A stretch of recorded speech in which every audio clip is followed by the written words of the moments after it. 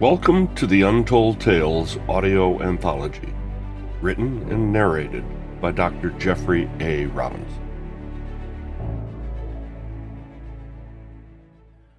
Sanctuary. Charles Gibson stood looking at the desolate terrain outside. The ground was barren, devoid of life, and the harsh, dry wind pushed dirt and dust around in lazy circles. No sign of life could be seen anywhere. Not even dead trees or dried grass marred the lifeless terrain. The sanctuary lay buried far beneath the surface, safe from the ravaging conditions far above. Long ago, more than 1 million people had sought shelter here. But climate change had increased. Nations collapsed. Then, after the last of the food crops from the surface ran out, there was no longer any desire for anyone here to return to the world outside. Gibson stared at the displays, lost in thought. Out there was the sun. Out there, whatever had become of centuries of non-interference with environment, and possibly out there was their future. Of course, he wasn't really looking through windows. The row of displays that appeared before him made it look as if he was up on the surface viewing the world outside. "Where are the others?" Charles asked. His tone was somewhere between earnest inquiry and demand. "I only see about half of our governance team." "Well," replied Vincent Cardona, who was the vice president of the committee and former CEO of the second-largest company in the world. "Can you blame them, Charles? You didn't indicate that this meeting was an emergency, and it's been quite a number of years since we all met." "But I did," said Charles. "In fact, by the council's rules, I can only convene an emergency meeting. Just because some people aren't paying attention isn't an excuse for bailing out." "So what's the emergency?" asked someone. Whoever it was, his video was offline, and the AI had substituted a mechanical-sounding generic avatar in his place. Typical, thought Charles. "Yes," replied another fellow named Ellis. His response was such a total non-sequitur that Charles audibly sighed. But Ellis continued. "Almost everyone has become accustomed to living their own lives without interruption. Why would they show up if they really don't need to? What could possibly be important enough to interrupt them?" Charles thought to himself. Ellis had been one of the early leaders here in the sanctuary, but what had motivated him had been fear. Fear of death, fear of being left behind, but mostly fear of missing out. The only way to convince Ellis to do anything was to convince him that he was at risk of being the last one to board the train. Charles' lips tightened, and for a moment his hands clenched into fists. "And there it is," he thought. "I haven't even told them anything, and they're already objecting. How can you tell people something when they don't want to listen?" And yet he held his tongue. "I need to wait for them to get it," he told himself. "If I push too hard, we'll all be doomed." "Listen, Charles," said Vincent. "Most of the others haven't responded because they don't feel like they need to. You try prying them out of their VR sims and imaginary worlds. There's nothing upstairs to look at, so why bother?" Vincent had been the CFO of a global asset management firm. Now he spent most of his free hours playing simulated robo-golf. Most of the souls in Sanctuary had been entitled billionaires and their families. Most had never worked a day in their lives, and they'd done little since they arrived except indulge themselves in endless VR simulations, enjoying or exploring imaginary worlds of their own design. Many hadn't left their sims in so long that Charles wondered if they even remembered the last time they'd seen the outside world. "What's so serious?" asked Vincent. Charles started to explain, but stopped himself. Unlike most of the residents under the mountain, he'd been a scientist and an engineer. He'd been on the design and logistics team for the original crew that had set up this facility under the Rockies. He hadn't bought his way in like most of the others. He'd earned it. He was allowed to enter only because he was indispensable at the time. Not so much anymore. In that sense, his authority was tenuous, hence his hesitation. "I don't like games," Charles blurted out, "or idle diddling. I always liked learning and working with my hands. Back when Sanctuary was set up, I was an engineer, not one of the privileged rich. I helped build this place. Sure, like you, I retreated from the world for a while after we arrived here. But I had a job, which was to see that things kept working. Nobody even wanted to think about being outside, and you're right. It was just too depressing to look at what was happening to the world.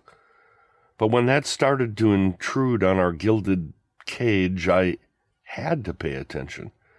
And if you haven't looked lately, while the world upstairs is slowly healing from a nearly mortal wound that we inflicted, things here haven't been getting any better." "Well, I, for one, don't find it an emergency that people here don't care about what's happening out there," said Vincent, waving his hand at the displays. "What do you expect? We're safe here. So what's the bloody crisis?" "Because we had a server failure yesterday," Charles finally said. There, he thought, now the cat's out of the bag.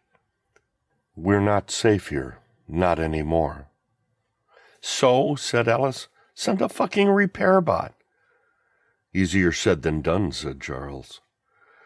"What are we going to use for parts?" "Have you seen the parts depot?" asked Charles as he flicked a screen into view. "Here, this is a live feed." "It's empty," said Ellis. "Where did everything go?" "I think," Vincent said to Ellis, "that Charles is trying to tell us that in the last 4 centuries we've used all the parts, or at least most of them. But then, Charles, why not have more parts printed?"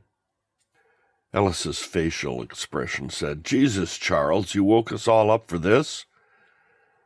Charles continued, "We're out of resin, out of graphene, and the last VaporDep unit failed 6 years ago. Something breaks now, it stays broken."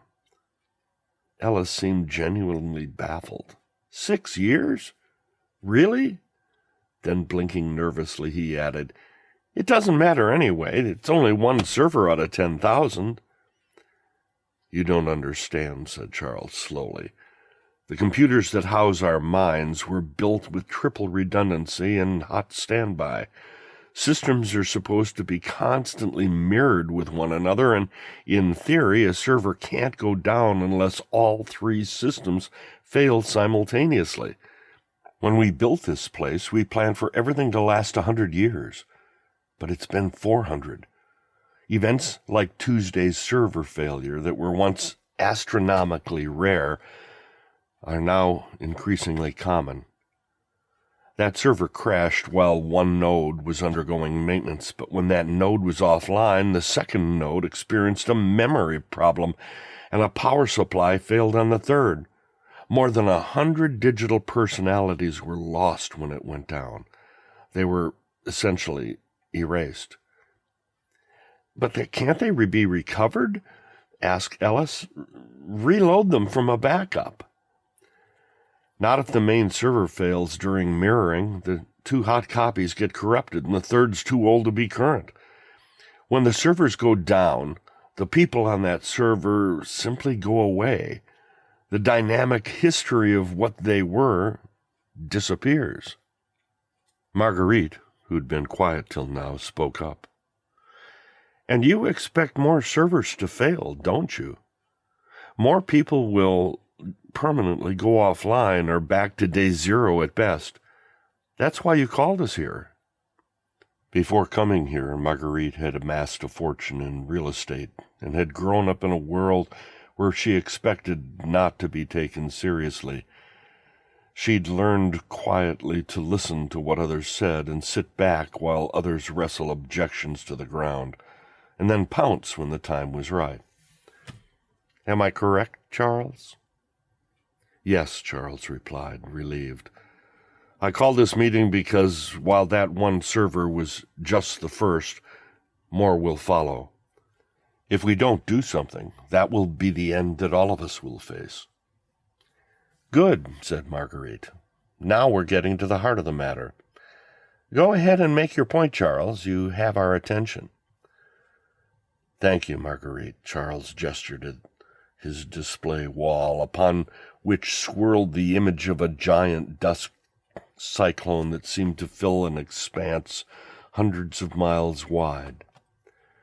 This view, he said, is from cameras on an old radio tower in what used to be Kansas.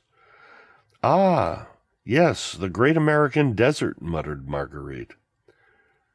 Indeed, during the time everyone had been safely sequestered, the Dust Bowl of the 1930s had returned with a vengeance.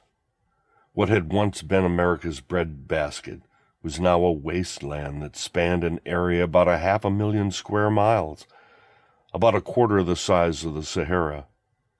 Charles touched another button, and the scene on the displays changed, so that they now overlooked ruins of cities, half submerged by the ocean that had risen more than 100 feet. Gesturing at the displays, Ellis said, "This is exactly what Vincent meant. Everything you're showing us is just too depressing. Why would anyone want to even see this? What the fuck, Charles?" "Because that's the real world," said Charles. "It's the world that we left, and the world we must now return to, like it or not." "But it's not inhabitable," said Vincent. For a moment he actually sounded concerned. Charles paused. If he tried to explain how the melting of the ice caps and permafrost had released 600 gigatons of methane, far stronger greenhouse gas than carbon dioxide, not a single one of the people here would understand. Global warming had increased far beyond what anyone had ever expected, and while it was leveling off and things were finally healing, it was, for all intents and purposes, a depressing, nasty, and brutish existence outside, and likely a very short one for an unprotected human. Charles visibly winced. Finally he stood up, blacked out every screen but his main conversational display, and threw his hands up. "You know what?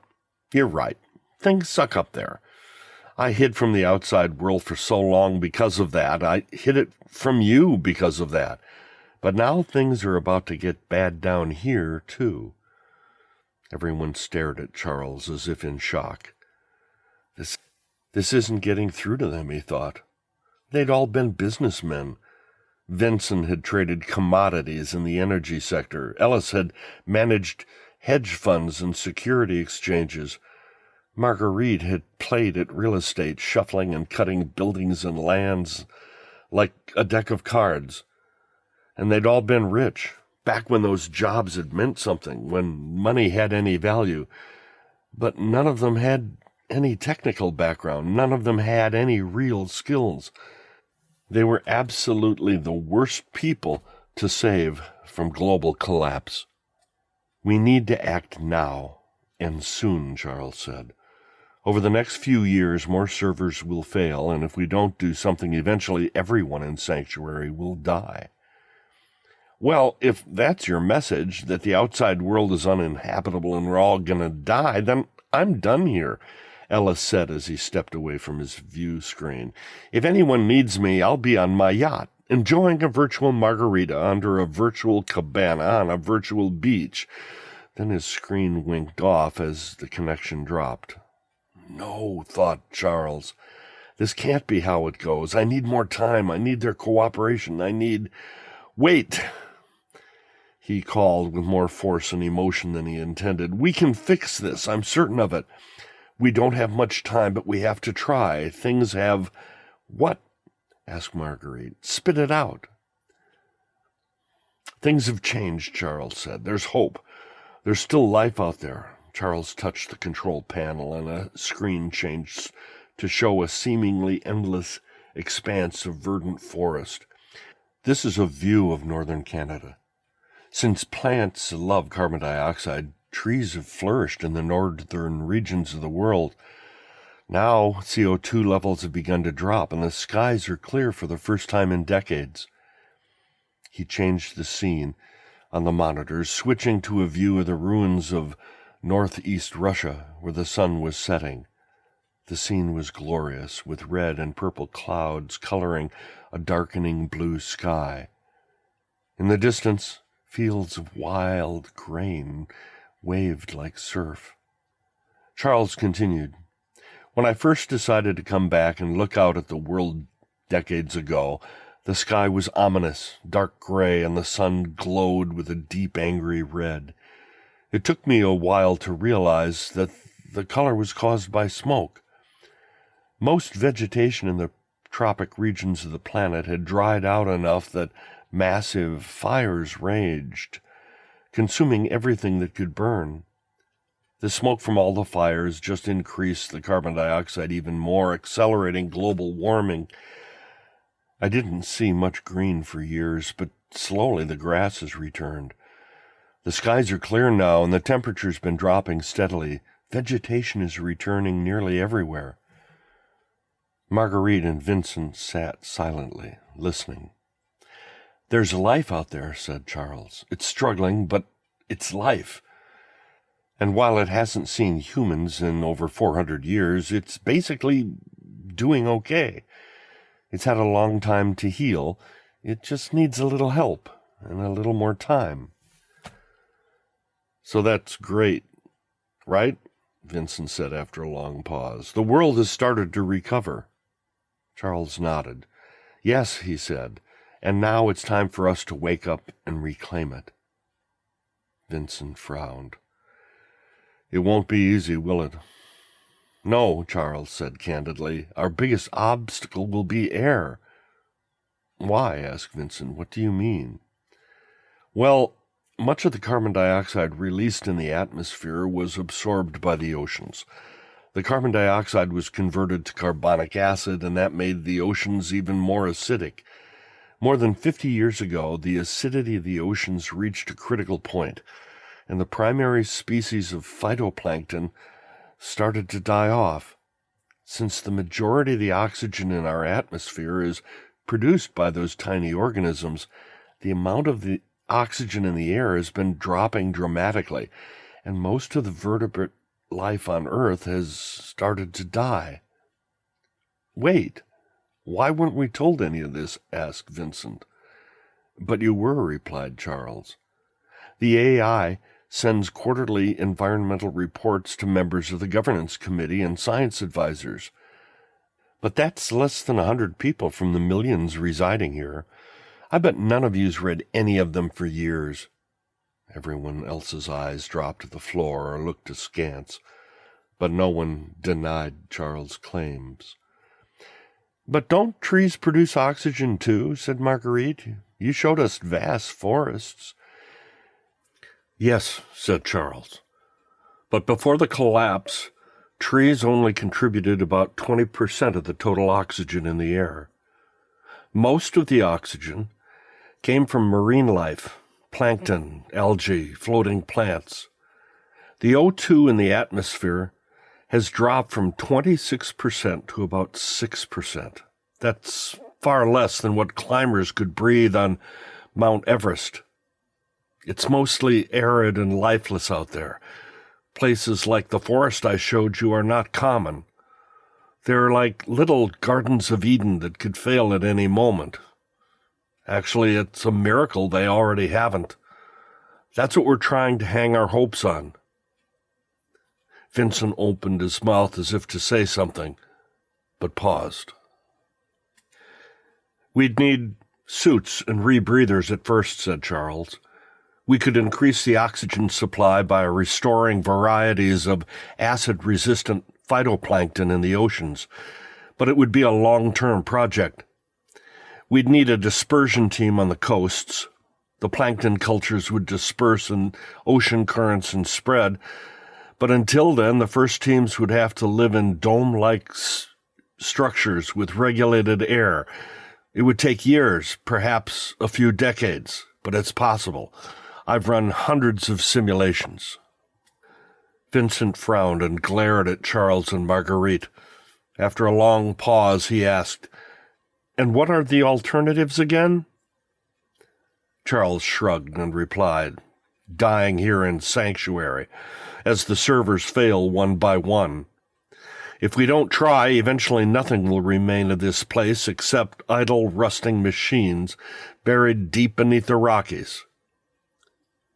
"Are you serious?" asked Margaret. "Those are our only options?" Charles nodded. "Yeah. Frankly, I think we're lucky to have two options. We're not dead yet." A wave of guilt swept across him, and he worried that he'd waited too long. A few times he'd decided that the task of motivating everyone was just too great. But in the end, he'd decided he'd rather die outside living a real life than die here when his server crashed. Shaking his head, Vincent finally said, "Well, then, I guess we're just going to have to start up the meat printers." Charles shook his head. "Please don't call them that. The cloning facility is working fine, but unfortunately we can only resurrect a few people at a time. And we'll also need more biomass to grow additional bodies." Vincent sighed, and the three of them stared at one another for a while. "The first people who are reanimated," said Charles, "will have to gather and grow raw materials to reload the cloning vats. They'll have to do that to build up a population large enough to gather the materials we need to resupply the 3D printers. Then we can manufacture repair parts to keep the servers running until everyone can be reanimated. And we'll have to throttle that to avoid overloading the fragile ecosystem in which it's all taking place." Marguerite listened intently. "It'll take a lot of effort," said Charles, "but we can slowly restore sanctuary and build habitable quarters for people to live in. It'll be a delicate balancing act and a long, drawn-out process. There's a lot of risk, but we have to try." "You still haven't answered one question," said Vincent. "If you have all the answers, why'd you call this meeting?" "Ah," said Charles. "Yes, that. As to the reason I called this meeting, I thought it was obvious. I need you to vote on who goes outside first." The vote didn't go as Charles expected. Margarita voted for Charles. Vincent abstained. Alice voted against anyone going out. In the meantime, since the meeting had been convened, two other members of the council had replied to pings indicating they could attend as soon as possible, but were detained on multi-week excursions. One of them was an Amazonian safari. The irony wasn't lost on Charles. As the votes were tabulated, he sighed visibly. "It's like herding cats," he said to Marguerite. "They're just being who they are," she said. "Alpha males. They won't be done until they pee on everything and mark it as theirs." "Hell of a way to run a railroad," muttered Charles. "I'm not familiar with that expression," said Marguerite. Charles flicked his screen back on and instantly muted the displays of the others, most of whom had paused their participation in a similar fashion as they stepped away to deal with other matters. He left Vincent's channel open in case he rejoined. "It's just," he began, turning to Margaret. "Can I be honest with you? Going upstairs is going to be dangerous.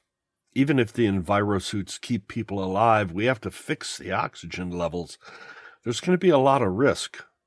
Yes, there's hope, and we've got to cling to that, but that doesn't mean we're in the clear. Whoever we select for that initial team could be going on a suicide mission. And if we send no one, said Marguerite, we'll all be headed there.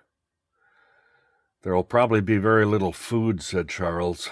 In fact, that's quite likely. Most of it's probably not edible. The Sanctuary's AI has documented that of the millions of species that existed when Sanctuary was built, most died in the first century after we arrived. 3/4 of the remaining species died in the century after that. It's been estimated that there are as few as 20,000 species of plants and animals out there. There haven't been that few since pre-Cambrian eras, over 600 million years ago. I don't get it, Marguerite said.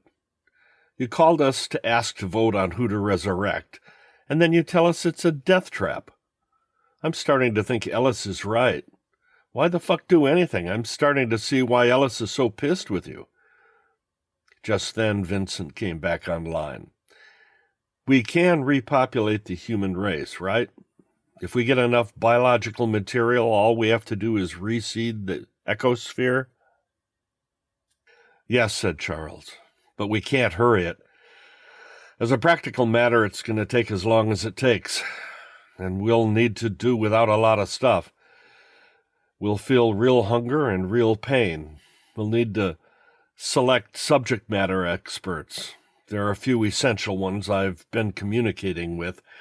There's one fellow named Monty who does nothing but study and track the weather on the surface. He's spent nearly all his time here refining his weather prediction models. There's another fellow, Soren, who's been cataloging the death of individual species as they become extinct. He knows best what's still up there and how endangered or edible it is. Go on, said Vincent. This time, thought Charles, he seems engaged. We can restart the oceans with genetically modified phytoplankton that can survive in more acidic water, superplankton that would generate far more oxygen than previous forms. Then we'd have to seed the oceans with as many of those strains as possible.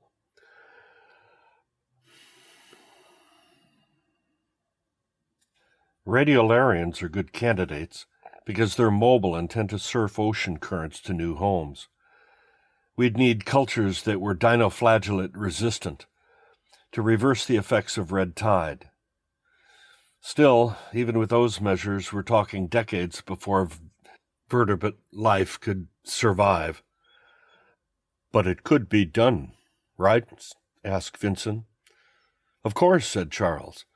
Once we're reanimated, we could repopulate the whole planet with the biodiversity it lost. We probably wouldn't finish in our lifetimes, but we could create the teams to start the process.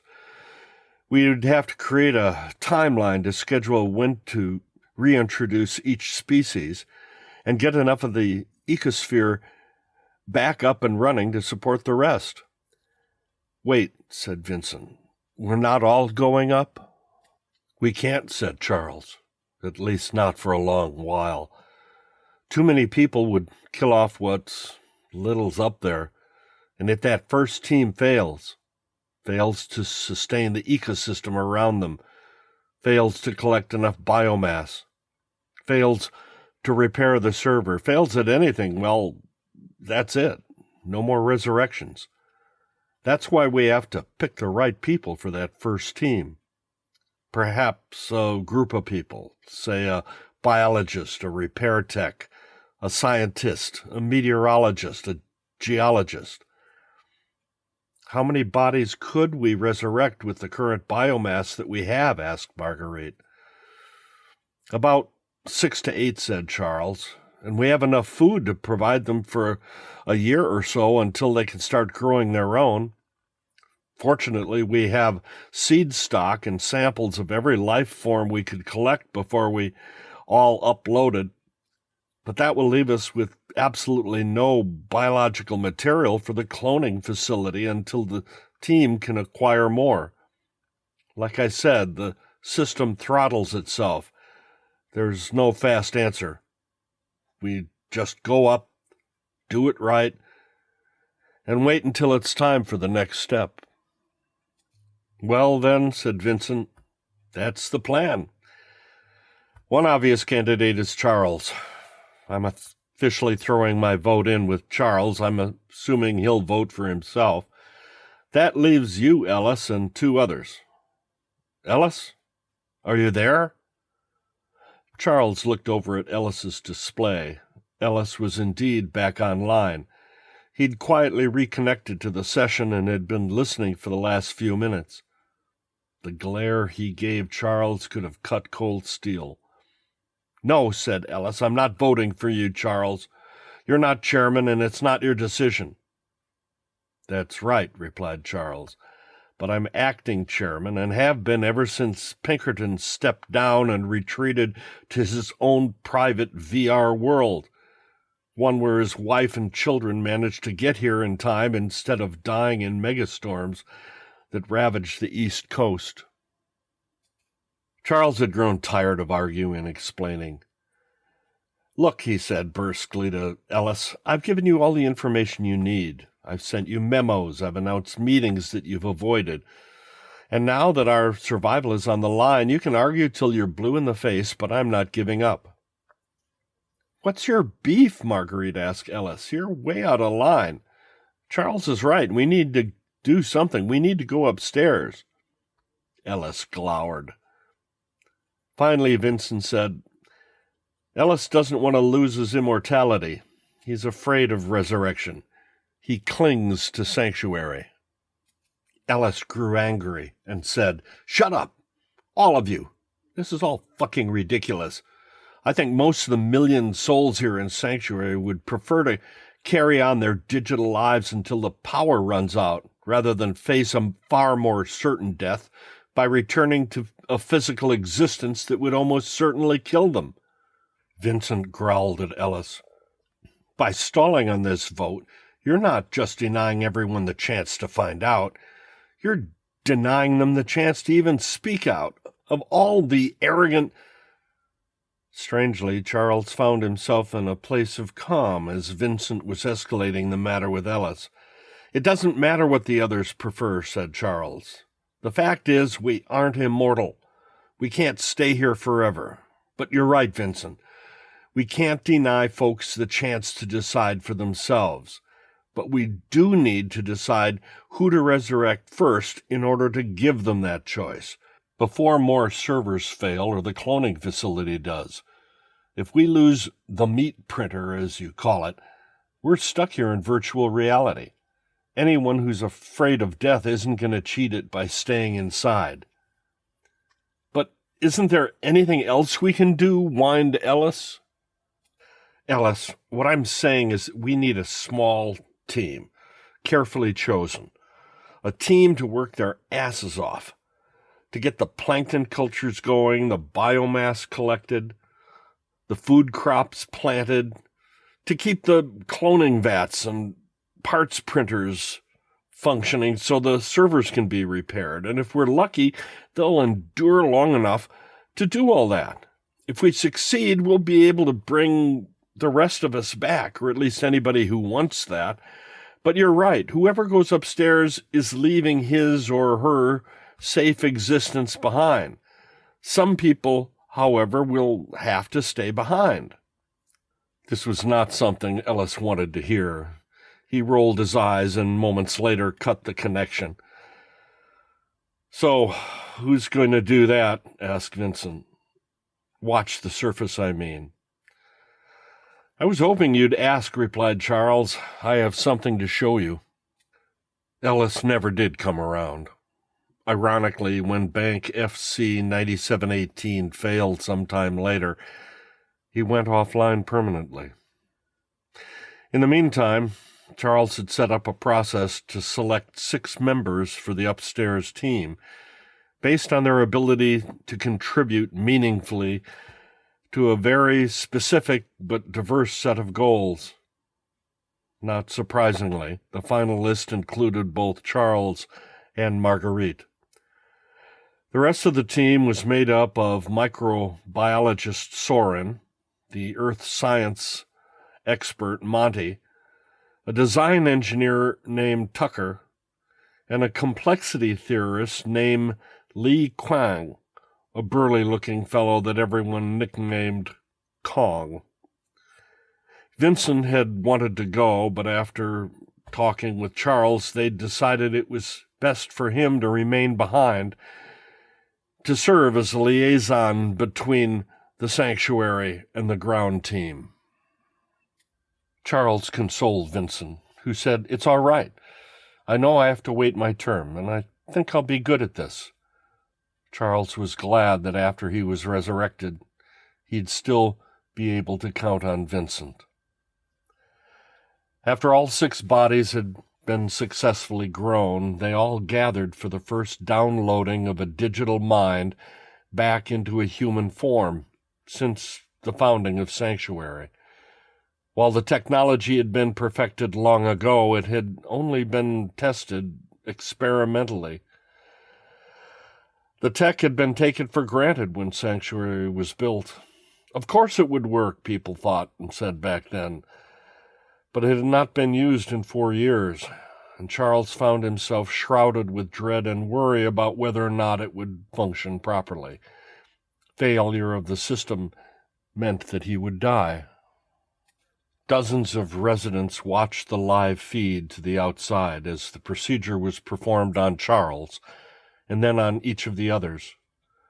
The 6 of them each took a full day to recover in the cloning chamber before donning their environmental suits and heading out to the small collection of domes outside that repurposed maintenance robots had built for them to serve as their new home. Charles gulped audibly when one of the bots stumbled and fell, but it got back up on its own and continued to work at building the next shelter. Gradually, he felt his brand-new throat relax. Except for the small cloning chamber where they would deliver biomass to restock the machines, none of them would ever return to Sanctuary again. That's when the real work began. Over the next few years, the team flourished. Local soils were reseeded with beneficial bacteria, crops were planted, and some even thrived. Drones flew out of sight, dropping plankton into distant oceans, while drought-resistant grasses and plants were seeded across vast, barren plains. Every so often, they stumbled across a place where life had managed to flourish, small enclaves of green, but life nevertheless. They held those places to be somewhat sacred, and they were marked as off-limits for all but a few special occasions.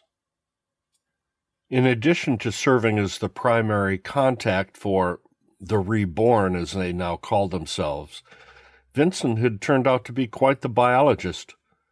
Lately, he'd taken a special interest in recharging Rhizobia and Agrobacter bacterial samples that Charles had collected. The team was rewarded with a tub of hyper-healthy soil for their burgeoning vegetable garden. Marguerite turned out to be a remarkable ecologist, and they had a small party when they harvested her first leguminous vegetables. In a way, Vincent felt envious, as Charles and Marguerite seemed happy together. And yet, as each day on the surface observation outpost passed, he watched them grow older. One day, years later, after a long repair session with Surface Cam number 42, Charles appeared before the camera looking bedraggled and lost. "Marguerite passed away today," he said. "I'm sorry," said Vincent. "I'm not," replied Charles. "It's the way of things here. We enjoyed a good life. We saw a lot of sunrises and sunsets. We watched flowers bloom again, and We work for everything we did to help nature rebuild this world. I'm proud of her in ways you cannot imagine." Vincent smiled, and that was how he wanted to remember her as well. "Out here," Charles continued, "I discovered that Marguerite was so much more than her virtual self. She was warm, whimsical, and full of life. She was my dearest companion. She used to relish waking up each morning to breathe in the fresh air. And it is fresh now, Vincent, and it'll get fresher. I wish you could be here to smell it. It smells like dirt and 1,000 faraway places. It smells like life and possibility." He paused. "I hope you can join us soon." "Me too," said Vincent. Charles smiled, and when he did, cracks formed at the corner of his eyes and his skin stretched over his face like old leather. There's a belief in North American native culture that the more we're connected to the earth, the more the earth returns life to us, and in that sense, we don't die. Marguerite hasn't died, Vincent. She's just gone on her way. And you've served our mission many years diligently and honorably, and I owe you a debt for you persuading the other 2 council members to allow us to be the first. Tomorrow, I'll be delivering enough biomass to the cloning facility for the next 2 crew members to be resurrected. That'll make 30 of us now. We've grown into a comfortable little village out here." Vincent smiled wanly. "I thought you'd like to know, Charles, that we reached a milestone today. Marguerite was not here to tell you herself as she wanted, but tomorrow I'll give authorization for you to begin printing." Vincent was gobsmacked. "Jesus, Charles, it's been decades. I assumed it was just a sacrifice," Charles finished. "Yes, I know. You gambled your life on our success. This is our way of saying thank you. We wouldn't be here without you, and now—" A face moved blurrily on screen, in and out of focus. It was that of a muddy, distracted-looking 6-year-old girl, complete with matted hair and a snotty nose. "Colette, say hi to Mr. Vincent. You remember Vincent, don't you?" "Hi, Mr. Vincent," said Colette. "Can you come out and play?" "Good girl," said Charles. "Now go clean up. Vincent will be here tomorrow, and he can play with you all day." Charles turned to the display. "We have clean water now. It took a while, but there will be more than enough to drink when you get here. We'll make a go of it." The 2 of them talked, mostly about nothing, until the sun set. As Charles's face moved into silhouette, Vincent gazed longingly at the carefree scampering of Colette and the rich orange glow of the setting sun that enveloped her like a halo. As Vincent made his way to the printing room, he found himself in an odd mood. Will I feel it, he wondered?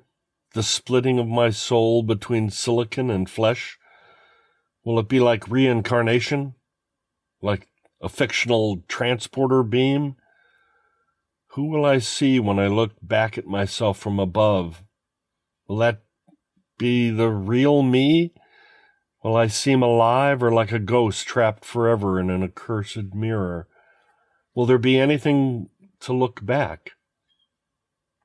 The printer hummed into action, and for the first time, Vincent realized that the printer room he was currently standing in didn't exist at all.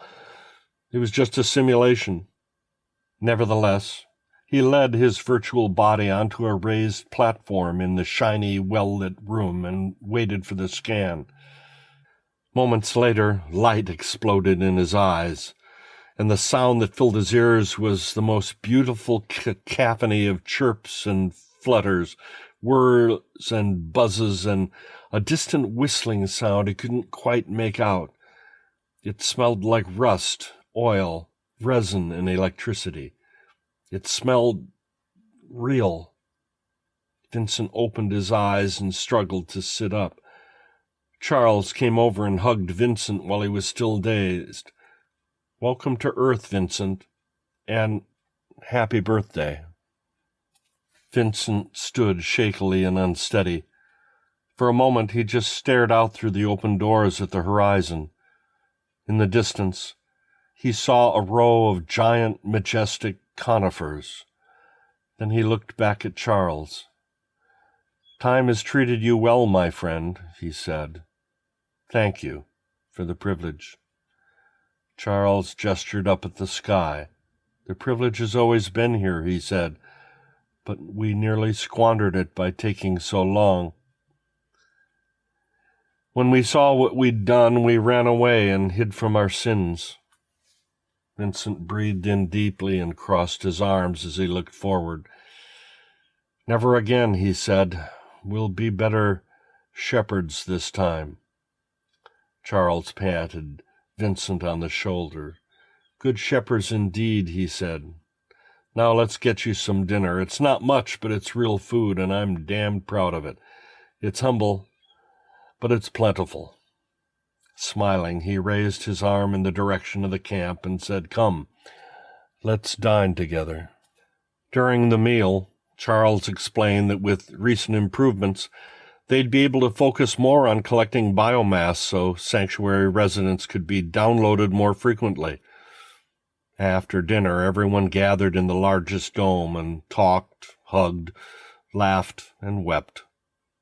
At length, Charles got up and excused himself. "I'm going for a stroll," he said. "You should rest, Vincent. The first day back is always hard." Then he walked off into the setting sun, toward a place in the meadow where the flowers grew particularly tall and beautiful, where the air was cool and clean in the shadow of the trees. He picked 2 flowers, all he dared, and took them to where Marguerite lay in the earth. Suddenly he remembered the words of an old proverb an associate had once shared in a faraway place when the world was dying. "Death is not to be feared," it said, "by one who lives wisely." "You lived wisely, my love," Charles said as he laid the flowers gently down. "Now I must live bravely until we meet again." Thank you for listening. As you know by now, we love our listeners, fans, patrons, and supporters. Please let us know what you think of our podcast and our stories. The best way to do that is to subscribe to our podcast at untold-tales.com. By doing so, you'll be added to our mailing list so you can be notified of upcoming episodes, blogs, and other information. Thanks again for listening, and have a great day.